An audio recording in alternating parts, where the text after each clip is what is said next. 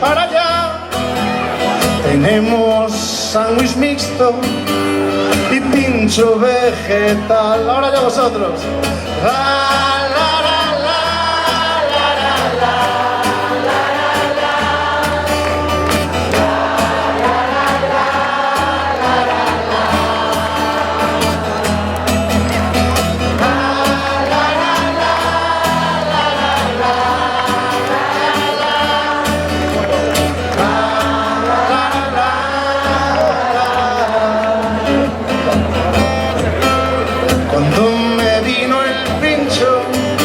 Empecé a alucinar, lechuga, huevo, atún, jamón y queso a reventar.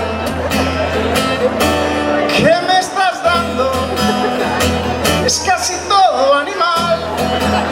Atún, jamón, huevo y queso en maceta no se dan. ¡Vamos!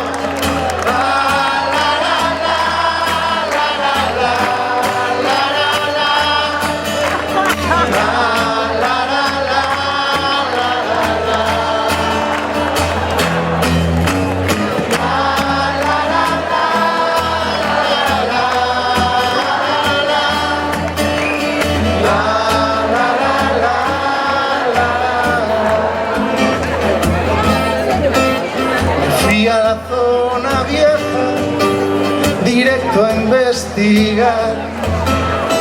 Huevo no le echan todos, pero atún, jamón ahí va. ¿Por qué lo llama pincho vegetal? Llama a la orgía proteica y deja de engañar. ¡Vamos!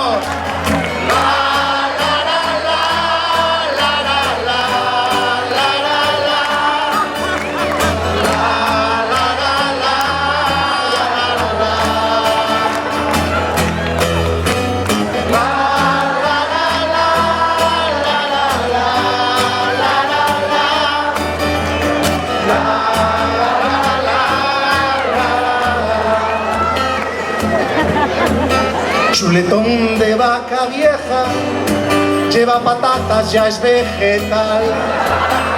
Mejillones en vinagreta, lleva cebolla, ya es vegetal.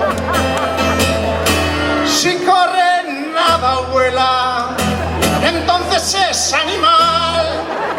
No nacen de la tierra, ni se pueden esquejar.